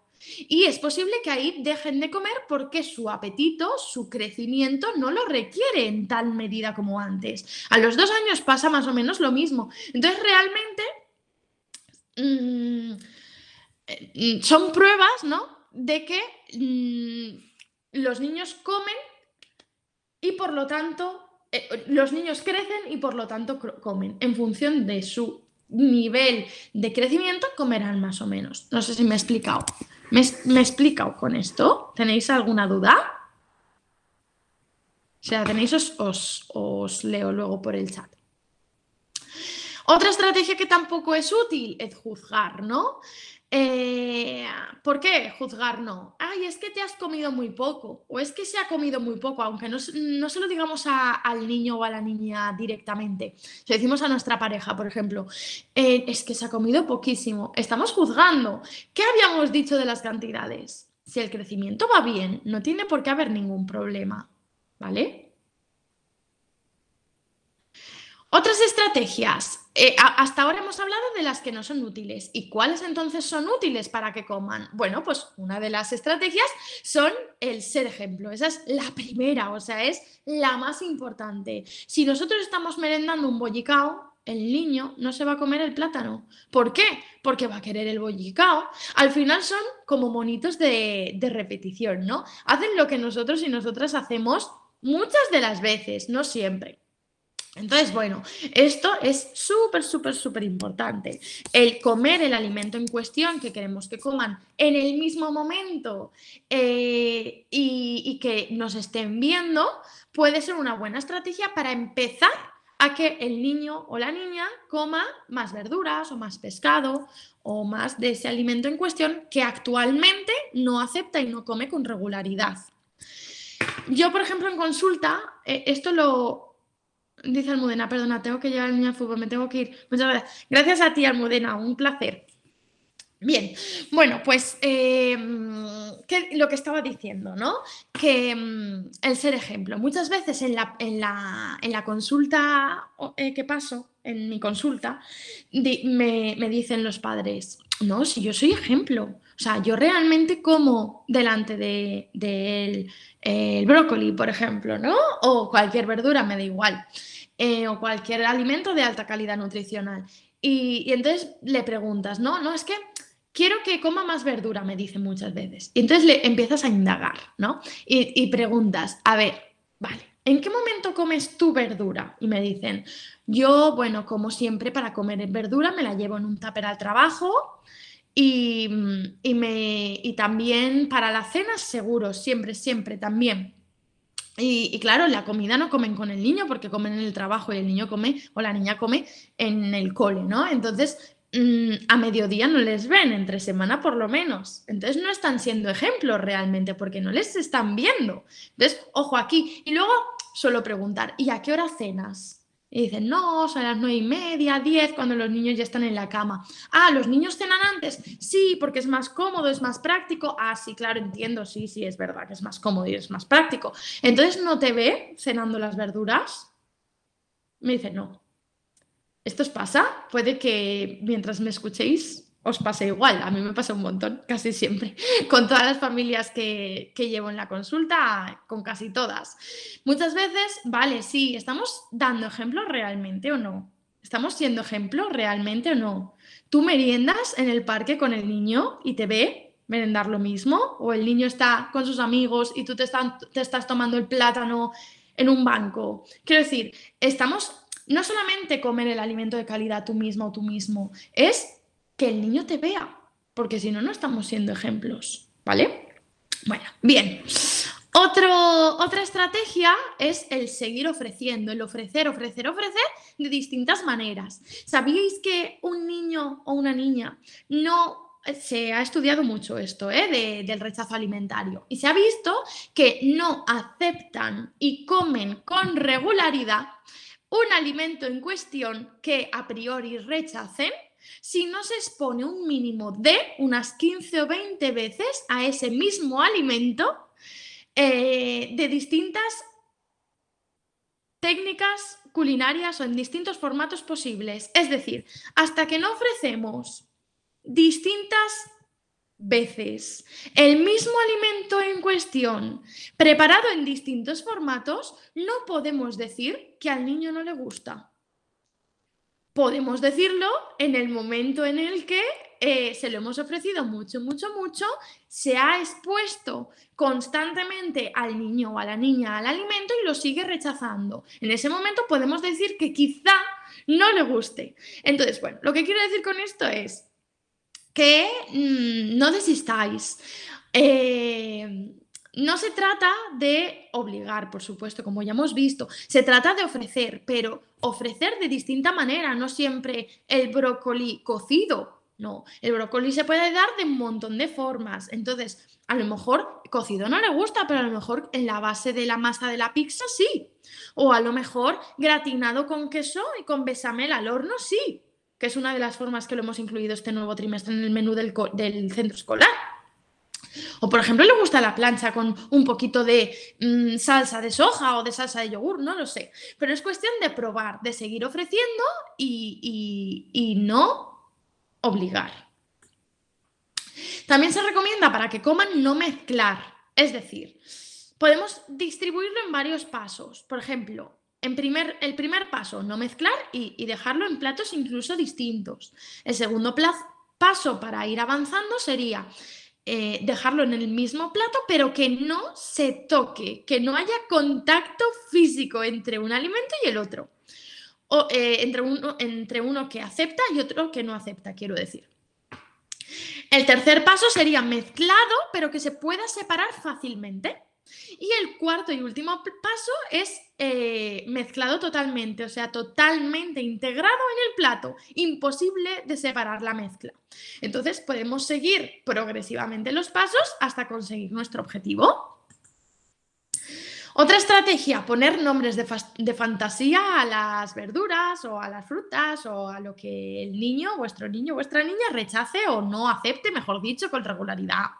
Por ejemplo, yo qué sé, es que no es lo mismo, parece una tontería, pero a los niños es verdad que les llama muchísimo la atención. No es lo mismo llamar a un tomate que el señor Tomato, o yo qué sé, o Miss Berenjena, o yo qué sé, no se me ocurre, pero yo qué sé, Pimiento X, o algo así, como si fueran nombres de personajes de los cuentos o de las pelis que les gustan a vuestros hijos y vuestras hijas, para que así los hagamos más interesantes cara a su vista, más apetecibles. También se recomienda, por otro lado, otra estrategia, el familiarizarle con las verduras o con las hortalizas en cuestión o con las frutas, pero sobre todo las verduras es lo que más veo que rechazan, por lo menos los peques de este cole. Entonces, bueno, pues en esta diapo os he dejado formas de familiarizarles con las verduras. Por ejemplo, una camiseta de fresas, unas marionetas de verduras, unos bolis con los que poder pintar, unos libros sobre verduras y alimentación saludable. No estamos ofreciendo la verdura en cuestión, pero sí estamos acercándole a este grupo de alimentos que suelen no aceptar. Otra estrategia, presentar bonito. No es lo mismo presentar una naranja entera, 2 uvas enteras y 2 fresas enteras que presentar un jardín maravilloso de flores de frutas. Esto lo hice yo en mi casa, la verdad que está muy bien y por lo menos a mí me funcionó en la consulta y con familiares que tengo pequeñitos. No es lo mismo presentar un plátano, una manzana y unas nueces que presentar a este señor caracol de frutas. No es lo mismo presentar una manzana verde, una mandarina y unos arándanos que presentar a este pez maravilloso. Entonces, bueno, pues esto entra más por la vista, está claro. Otra estrategia, la metodología a emplear. El dejar que coman ellos solos y no ponerle la cuchara en la boca puede ser una buena estrategia para que el niño acabe comiendo más. A priori podéis decir, sí, claro, pero si no sabe llevarse la cuchara a la boca, bueno, pero es cuestión de aprendizaje. La alimentación también es cuestión de aprendizaje. Poquito a poco van aprendiendo. Y si además nosotros al lado estamos con nuestro cubierto, comiendo de nuestro plato el mismo alimento en cuestión, le estamos animando a que repita nuestras acciones y por lo tanto que acabe comiendo más de ese alimento. Otra estrategia. La verdad que tengo un montón de estrategias, o sea, realmente no es necesario que las hagáis todas, ¿eh? No es necesario, tampoco es asumible realmente. Por lo menos a día de hoy para mañana, pero podéis escoger por lo menos 3 o yo qué sé, o 1 o 2 o 3 y ir poniéndolas en práctica durante la semana o durante 2 semanas o durante un mes y así poquito a poco ir consiguiendo o ir empleando nuevas estrategias y ver qué tal van y luego si queréis se lo podéis comentar al equipo directivo y que me cuenten, que estaría encantada de hacer feedback. Otra estrategia, elogiar. Se recomienda reconocer los progresos mostrando alegría, pero alegría no quiere decir una fiesta, ale un baile, baja la vecina del quinto y te aplaude y ale, todos te cantamos una canción, qué bueno eres, que se lo ha comido todo. No, no se trata de eso. Podemos elogiar mostrando alegría, sonriendo simplemente, pero sin premiar. A lo mejor luego el baile de después puede ser un premio. ¿Y qué habíamos dicho de los premios? Que no son interesantes, porque se relaciona con emociones. Entonces, realmente el niño, ¿por qué come? Porque quiere comer, porque se ha acostumbrado a ese sabor, porque se está acostumbrando y habituando a la comida saludable, a este hábito dietético interesante, o come porque luego hay baile. Bueno, Otra estrategia, dejarlas a su alcance. Dejarlas a su alcance quiere decir que no es lo mismo poner la fruta arriba en el último estante que no llega que dejarla justo abajo. O no es lo mismo dejarla en la alfombra donde juega, que pueda ir cogiendo, que dejarla en una mesa alta. O dejarla en el banco de la cocina no es lo mismo que dejarlo encima de la mesa bajita del comedor, por ejemplo, pongo simplemente ejemplos. Bueno, pues a lo mejor cuando menos nos lo esperamos, acaban comiendo de este alimento en cuestión que está ahora sí a su alcance. La pregunta es, ¿en qué lugares de la casa podemos poner el alimento en cuestión para que esté a su alcance? Otra estrategia, involucrar en la cocina, es decir, animarle a cocinar con nosotros. ¿Cómo? Bueno, pues aquí os dejo una serie de consejos para cocinar con ellos. Sobre todo tener paciencia. ¿Por qué? Porque no saben cocinar, están aprendiendo. Entonces puede que sea un destroy total, pero eso no significa que sea malo. Cuanto más les pongamos, antes aprenderán. A lo mejor luego no se come el plato que hemos preparado con mucho amor y todos juntos. A lo mejor no se lo come, pero a lo mejor durante el proceso acaba comiendo algo de la verdura de ese plato o de cualquier o de pescado de ese plato, no lo sé. Durante el proceso es cuando se animan a probar y entonces se dan cuenta de que, ojo, esto tampoco estaba tan malo y es cuestión de ir habituándoles. Aquí os he dejado algunas de las tareas que ya pueden hacer los niños de entre 1 y 2 años. Por ejemplo, lavar alimentos, pelar, cortar alimentos como por ejemplo el plátano, separar las habas de sus vainas, romper huevos, poner la mesa, untar tostadas con un cuchillito de estos que tienen punta redondeada. Mezclar ingredientes, añadirlos, amasarlos, todo esto pueden hacerlo ya desde el primer añito. Entonces, pues uno de 12 años, ya ni te cuento lo que puede hacer un montón de cosas. ¿Qué materiales y utensilios podemos utilizar para que la cocina, el proceso culinario sea un juego divertido? Bueno, podemos darle forma a las frutas, a las verduras y hacerlas así más atractivas, hacer unas espirales de calabacín que se parezcan a unos espaguetis, por ejemplo, cortando la sandía cuando esté de temporada, como si fueran bolas de helado, incluso congelarlas, eso también puede ser muy buena idea, ¿no? Este sacapuntas gigante, no sé si lo conocéis, pero sirve para sacarle puntas a las zanahorias y a hortalizas así, con esta forma.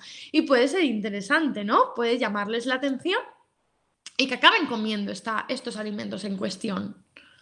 También involucrarles en la compra, pero ojo, porque involucrarles en la compra puede ser ofrecer un alimento de baja calidad nutricional sin quererlo, lo que os decía antes del pasillo de las galletas, etc. Entonces, bueno, en medida de lo posible, ¿no? Y lo que os comentaba antes, no es lo mismo decirle al niño en la compra, ¿quieres pimiento? A lo mejor la respuesta es no, pero si le damos a elegir entre ¿qué quieres, pimiento o brócoli? Y le damos esa responsabilidad de escoger qué alimento, qué verdura, a nosotros nos da igual qué verdura, pero ellos se pueden sentir o ellas se pueden sentir protagonistas con esta elección y luego hay más probabilidad, por tanto, de que acaben comiendo esta verdura. Pero claro, no vale decirle ¿qué quieres? ¿Pimiento o galletas? Porque probablemente decida las galletas. No, tiene que ser del mismo grupo de alimentos. Dentro de las verduras, dentro de las verduras. Dentro del pescado, dentro del pescado. Dentro de la fruta, pues 2 opciones dentro de la fruta. Y así se puede hacer con todos los grupos de alta calidad nutricional. Colores monocromáticos, esto también se ha investigado. Se ha visto que cuanto menos, ojo aquí, cuanto menos diversidad de color haya en un mismo plato, hay más probabilidad de que se lo acabe comiendo. Puede que hayáis escuchado justo lo contrario, es cuanto menos. Muchas veces podemos pensar, no, es que cuanto más color, más atractivo. No, se ha estudiado que no, que es justo al revés, cuanto menos diversidad de color, mejor. ¿Cómo lo podemos hacer? Pues mezclando las verduras, por ejemplo, en el caso de las verduras, ¿no? Que suelen rechazarlas lo que más, juntando justo en el mismo plato las verduras que sean del mismo tono monocromático, ¿no? Del mismo tono de color. las verdes con las verdes, las naranjitas con las naranjitas, las rojas con las rojas, por ejemplo, ¿no? Otra estrategia, acompañar con sabores que gusten. Normalmente suele gustar mucho el queso fundido, las aceitunas, el huevo. Estos son buenos aliados y podemos juntar ese alimento que a lo mejor rechaza más con el otro que suele aceptar. Esto lo hacemos bastante en el cole porque suele funcionar. Entonces, ¿dónde está la estrategia aquí? ¿Cómo llevarlo a cabo? Bueno, pues se trata de averiguar qué alimentos le gustan y entonces mezclarlos con los que no todavía aceptan. Y la última estrategia, y no por ello la menos importante, la paciencia, porque es la madre de la ciencia y porque la neofobia se resuelve con exposición constante, no se resuelve de hoy para mañana. Así que mucho ánimo. Os dejo por aquí, mirad, os lo voy a pasar por el chat y de todas maneras lo tenéis aquí para cuando, como se está grabando. Os voy a pasar esto, que es una dossier descargable, gratuito, por supuesto, que he hecho yo con todas las estrategias recogidas dentro de un mismo documento. Y lo podéis descargar y utilizar, por supuesto, ¿vale? Eso es un regalo de mí para vosotros. Dice Nami... Ay, que se tiene que ausentar. Vale. Dice Pablo, muchas gracias por la información. Agradezco el esfuerzo del colegio por habituar a los niños a comer equilibradamente. Vale, pues me alegro de que os sea de utilidad. Vale, vamos a continuar. Tenemos otro aspecto a comentar, que es otra de las preguntas relacionadas con lo anterior, que es cómo incluir más verduras en la dieta de los niños. Recetas atractivas. Efectivamente, con recetas apetecibles se pueden incluir verduras. Y aquí os dejo unas cuantas opciones que las voy a ampliar para que se vean mejor.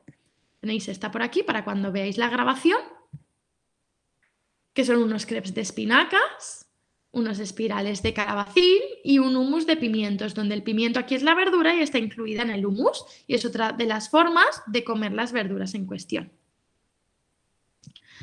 ¿Vale? ¿Y cómo puedo hacer que el niño coma pescado? Bueno, lo mismo. Lo primero, somos ejemplo, lo cocinamos juntos, vamos a comprarlo juntos, lo comemos juntos realmente y todas las estrategias que hemos llevado a cabo con la explicación anterior. Tened en cuenta una cosa, que hasta los 10 años no se recomienda ofrecer pescados con altas concentraciones de mercurio en la dieta de los niños y de las niñas. ¿Por qué? Porque es un metal pesado que se puede acumular y crear toxicidad. ¿Cuáles son estos pescados que no se recomiendan?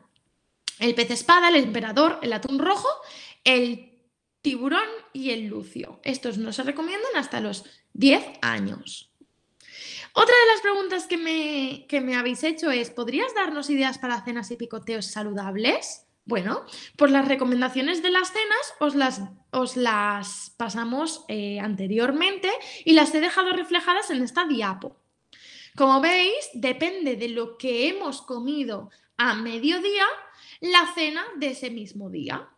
Podemos, a la hora de elaborar o planificar la cena, podemos ver ¿qué llevaba la comida? Y tenemos tres opciones, tres enfoques donde fijarnos. El primero, 3 puntos donde fijarnos. El primero, alimentos proteicos y ricos en hierro, que hemos dicho antes que eran los mismos, ¿no?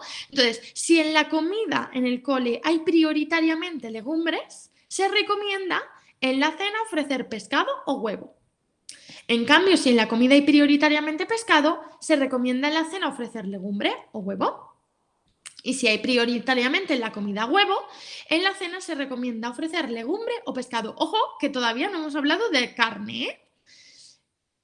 Aquí comenzamos a hablar de carne. Y es en el caso en el que en la comida del cole haya prioritariamente arroz, pasta o cereal. En este caso, en la cena podríamos ofrecer carne o pescado. Y si en la comida hay prioritariamente carne, en la cena podemos ofrecer arroz, pasta, cereal o legumbre. Yo priorizaría la legumbre, como ya hemos hablado. Esto en cuanto a alimentos proteicos, pero como hemos visto antes en el método del plato, no es la única parte del plato, ¿no? Para que sea completo y equilibrado, sino que también tenemos las verduras y las hortalizas. Las verduras y las hortalizas, lo que yo os recomiendo es que lo hagáis de la siguiente manera. Si os fijáis, en el cole veréis que hay o verdura cruda o cocinada. Dependiendo de cómo sea la presentación en el cole, habrá otra totalmente distinta en casa. Deseablemente. Es decir, si en la comida hay verdura cruda, en la cena podemos ofrecer la verdura cocinada, por ejemplo, puré, asados, cremas, cocidos, gratinados, al micro, me da igual. En cambio, si en la comida hay verdura cocinada, entonces en la cena podemos ofrecer verdura cruda, por ejemplo, ensaladas, gazpachos, pepino ralladito, tomate ralladito o así, que estos serían formatos crudos. Y en tercer lugar, la tercera parte del plato, como hemos hablado antes, era la rica en carbohidratos, ¿no? Los granos, los hidratos de carbono. Bueno, dentro de hidratos de carbono tenemos dos grupos de alimentos de referencia, los cereales y los tubérculos. Yo os recomiendo que si en la comida veis que prioritariamente hay cereales, en la cena ofrezcáis tubérculos. Y si es al revés, es decir, y viceversa. Si en la comida hay tubérculos, en la cena cereales. ¿Qué cereales? Pues tenemos pan, pasta, arroz, harinas, copos. Y luego, ¿qué tubérculos? Bueno, pues prioritariamente tenemos boniato, patata, yuca, pero hay muchos más. Entonces, dicho esto y explicada la teoría, vamos con la práctica. Tenemos aquí la primera semana del primer mes de invierno de 2022 de vuestro centro escolar. Y tenemos el lunes. Vamos a abordar primero el lunes. El lunes tenemos musaca de soja, lentejas, con fajitas calientes de calabacín, cebolla y pimiento con queso. Y luego, por supuesto, la fruta de postre. Entonces, ¿qué tenemos? Vamos por partes. En primer lugar, tenemos los alimentos proteicos y ricos en hierro. ¿Qué alimentos proteicos hay en la comida? Habíamos dicho que los proteicos y ricos en hierro son carne, pescado, legumbres y huevo. ¿Vale? Entonces, ¿qué alimento de estos cuatro hay en la comida en el cole? Hay legumbres, porque la musaca es de soja o de lentejas. Entonces, podemos decir que mayoritariamente hay lentejas, una legumbre. ¿Qué habíamos dicho? Según la teoría, si en la comida hay legumbres, entonces en la cena se recomienda ofrecer pescado o huevo. De manera que nos vamos a que para el caso del lunes concretamente, como en la comida y legumbres, en la cena podríamos ofrecer pescado, por ejemplo, un rodaballo a la plancha sin espinas. ¿Se entiende? Me voy al chat. ¿Me he explicado? ¿Me he explicado con esto? ¿Sí? Vale, perfecto. Vale, continúo. Vamos con el tema de las verduras y las hortalizas. Como vemos, en la comida del lunes hay verdura cocinada mayoritariamente dentro de las fajitas. Bueno, también hay verdura en la musaca, ¿no? Pero mayoritariamente dentro de las fajitas, porque las fajitas son de calabacín, cebolla y pimiento. Entonces, en la cena podríamos ofrecer una verdura cruda, por ejemplo, una ensalada o un gazpacho, andaluz me refiero.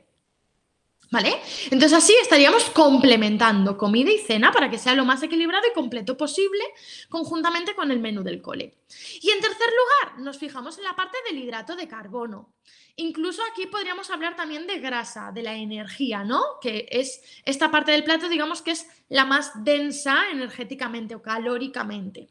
Entonces, como aquí de alimento rico en grasa o hidrato de carbono, justo aquí estamos hablando de hidratos de carbono, para el ejemplo del lunes, hay fajitas. ¿Por qué? Porque las fajitas están hechas con cereales, con una harina de cereal, entonces podemos decir que se prioriza el cereal. Además, recordad que todos los días hay pan opcionalmente y el pan es cereal, el pan integral. Entonces, en la cena podríamos ofrecer un tubérculo para compensar la fuente del hidrato de carbono, para que sea mitad-mitad. Entonces, en la cena podríamos hacer pues patata o boniato, por ejemplo. Entonces, la cena quedaría en una ensalada o un gazpacho andaluz con un rodaballo sin espinas y un trocito de patata al lado al horno, por ejemplo. o al micro o cocida o incluso frita.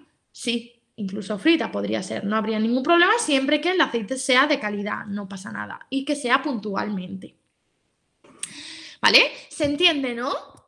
¿Se entiende? ¿Dudas de esto? ¿Cómo complementar las cenas? Voy a dar más ejemplos, ¿eh? Voy a hacer la semana completa, así queda grabado y para quienes nos vean en diferido, que lo puedan entender bien. ¿Pero hay alguna duda?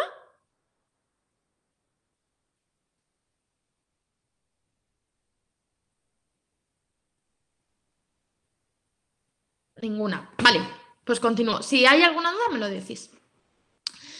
Vale, pues vamos con el martes. El martes de esta semana tenemos en el cole puré de verduras con picatostes para mayores de 6 años y ternera a la jardinera con guisantes y aparte la fruta, por supuesto.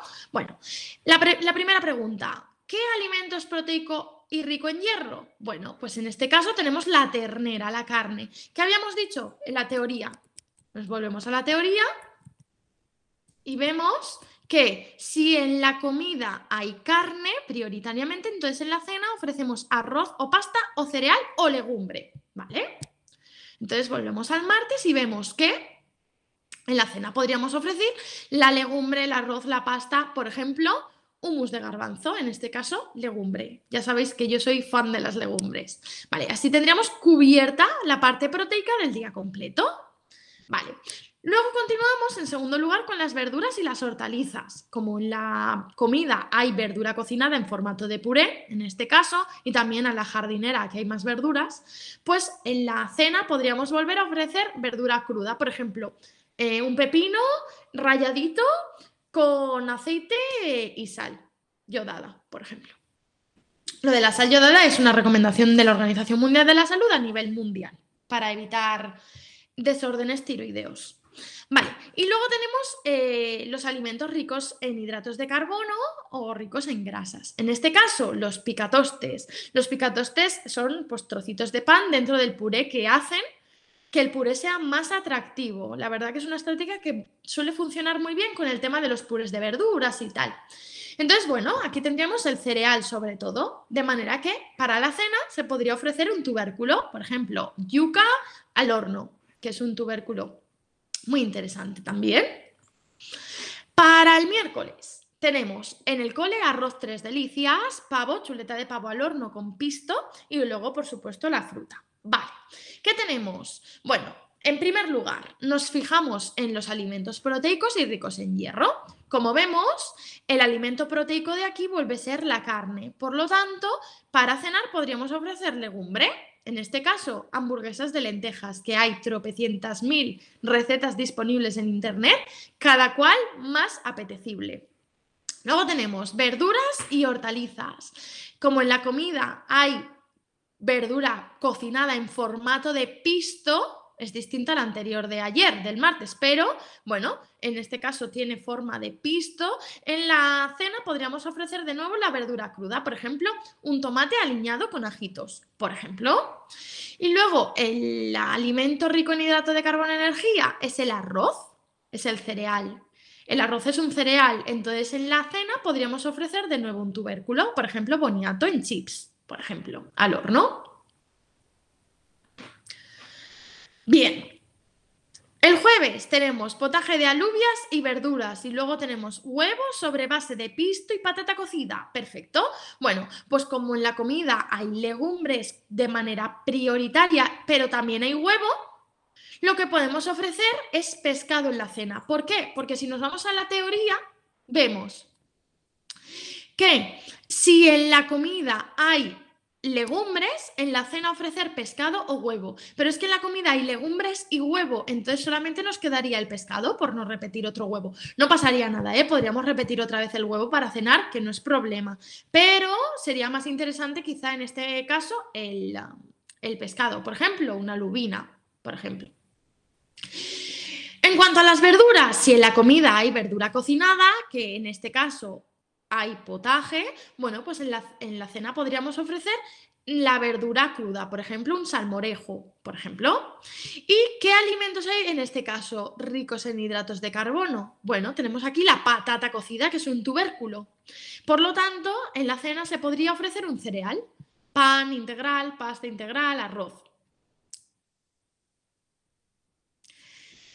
El último ejemplo, el viernes, tenemos canelones de espinacas con queso y dados de salmón con ensalada. Esta vez ensalada, era uno de los ejemplos que decía antes que a veces hay ensalada.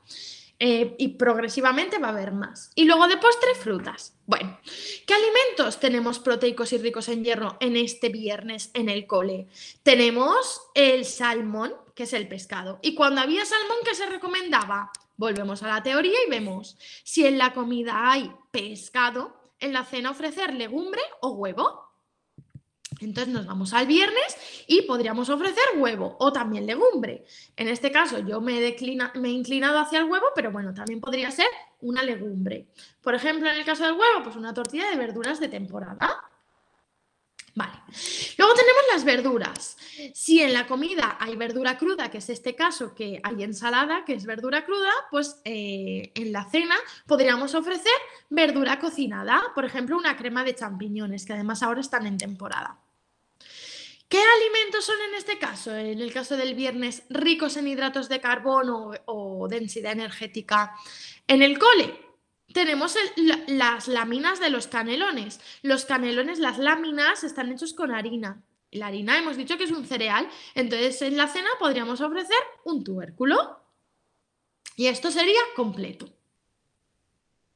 ¿Dudas? Voy al chat. ¿Tenéis alguna duda? ¿Ha quedado claro? Borja, ¿tienes dudas? ¿Te surge alguna? ¿Qué opinas y cómo trabajáis desde el comedor del cole el tema de repetir? Me preocupa un poco que mi hija repita lo que más le gusta y eso favorezca que se deje en el plato alimentos que le gustan menos. Es una pregunta muy buena, la verdad, Borja. Lo que opino es que lo primero, no es que no le guste o que le guste menos, es que todavía no lo acepta con regularidad y no lo come con regularidad. Yo lo sé que soy muy pesada, pero es que el lenguaje es muy importante. Entonces, sí que es verdad que puede que no acepten ciertos alimentos y esto ya hemos visto que es súper habitual. Entonces, me vas a decir tú por el chat si quieres. ¿Qué opinas? ¿Crees que si no le dejamos repetir de lo que sí que acepta y come con regularidad, estamos incitando de alguna manera a que el niño o la niña relacione ese alimento con un premio o con un castigo o con una obligación? Es decir, si el niño o la niña, a ver, dice que es mi hija, vale, si ella lo que no acepta con regularidad, se lo deja en el plato y pide de lo que sí que se ha comido y acepta con regularidad y le dicen que no, porque no se ha comido aquello del plato que todavía no acepta, esto puede tener un efecto negativo, un efecto rebote. ¿Realmente podría entonces considerarse lo que sí que acepta y come con regularidad como un premio? ¿O no? ¿Qué opinas? No se me ha explicado. Si quieres lo vuelvo a repetir. Si quieres abrirte el micro, que igual acabamos antes.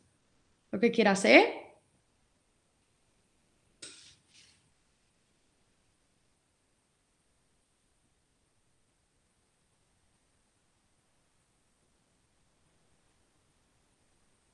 Creo que estará escribiendo.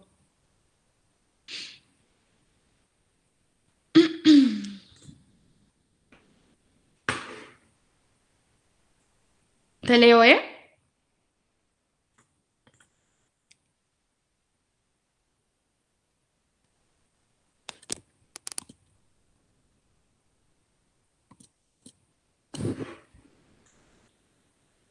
Puede ser. Yo es que cocino lo justo. No solemos repetir. Vale. A ver, realmente... bueno, gracias por contestar. Yo lo que recomiendo, porque es una duda súper habitual, súper habitual, la verdad que no estás sola, no estás solo. Es súper habitual que tengamos la duda de, jolín, es que ha rechazado y eso que no se lo quiere comer, entonces si me pide de lo que sí, entonces, claro, no se va a comer lo que no, porque se va a saciar con lo que sí, ¿no? Con lo que sí acepta, si le doy de repetir más. Ya, pero es que si negamos el darle de repetir de aquello que sí acepta, el niño puede entender que entonces no se lo damos porque lo otro no se lo ha comido. Entonces, digamos que como una repercusión negativa. Es decir, una relación de la comida, en este caso, con una emoción, que es, yo quiero más porque tengo hambre, pero no quiero de esto. Entonces, ¿por qué no me deja comer más? Por eso, en medida de lo posible, lo que yo siempre recomiendo es si el niño que decide la cantidad, la niña que decide la cantidad.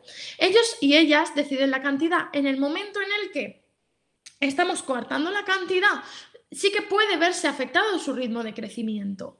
¿Cómo decíamos que se resolvía la neofobia alimentaria? Con exposición constante. Lo que yo no recomiendo en estos casos es apartar del plato aquello que no acepta. No, eso se queda. Si quieres no te lo comes, pero eso se queda. Para que así el niño o la niña lo siga viendo y siga expuesto constantemente al alimento en cuestión que a día de hoy rechaza habitualmente. Entonces, así, con el paso del tiempo, hemos visto, está estudiado, que hay mucha probabilidad de que sí que lo acepte, pero no hay tanta probabilidad de que lo acepte si lo relacionamos con emociones negativas. Y a la hora de negarle que repita de aquello que sí acepta y consume con regularidad, si no se acaba primero lo otro que no acepta y no consume con regularidad, puede desencadenar una emoción negativa. Un enfado, una obligación, un premio, un castigo, ¿no? Lo puedes relacionar con esto y esto es justo lo que conlleva, lo que puede llevar probablemente a una aversión mantenida en el tiempo. ¿Me he explicado? Por fin, decidme, dadme feedback. ¿Sí? Vale, vale. O sea, yo le seguiría, si me pide a nivel práctico, si me pide repetir, yo le daría de repetir la cantidad que quiera del alimento que quiera del plato. El plato completo se lo estamos dando, tiene su parte proteica, su parte de hidratos y su parte de verduras. No se lo quitamos de en medio, de manera que el niño o la niña en cada toma, día tras día, está expuesto, pero sin obligar a que se lo coma. Y así favorecemos la exposición constante y la resolución de la neofobia alimentaria. Pero si el niño quiere más del arroz, que le encanta el arroz cocido, y en la berenjena ni un bocado, pues le ponemos más arroz. En este caso, ayuda a poner pequeñas cantidades en cada parte del plato. Y así, poquito a poco, si pide más arroz, ya no se ha comido un montón de arroz, se ha comido un poquito, entonces si le ponemos más, le ponemos un poquito más y sigue expuesto a lo otro. ¿Vale? Esto me suele funcionar bastante en la consulta. Vale, continúo y ya la última parte y ya terminamos. Venga, vamos allá.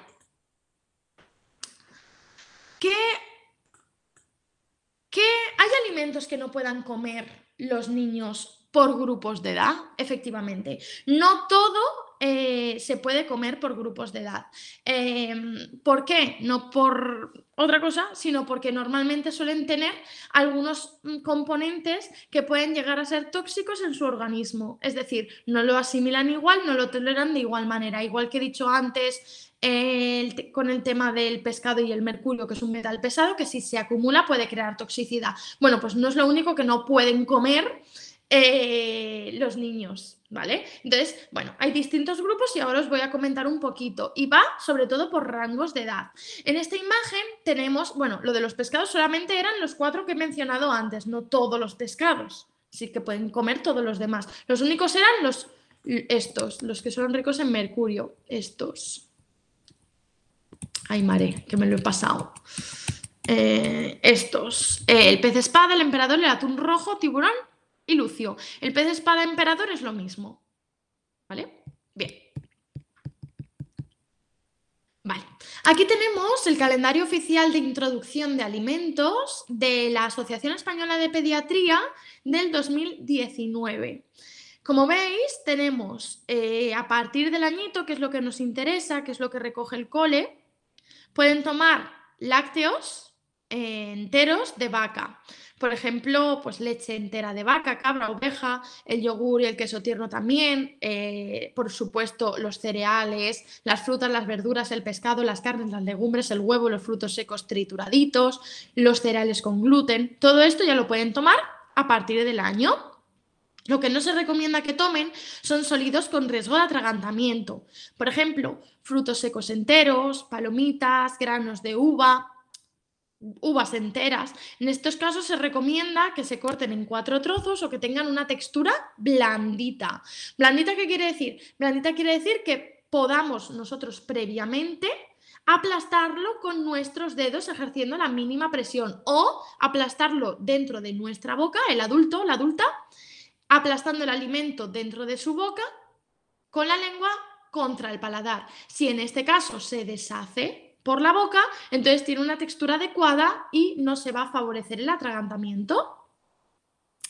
Otros alimentos que sean superfluos o demasiado procesados con ingredientes de baja calidad, como por ejemplo mieles, azúcares, mermeladas, bollerías, charcutería, galletas, cereales edulcorados, azucarados, todo esto se recomienda cuanto más tarde y en menor cantidad, mejor.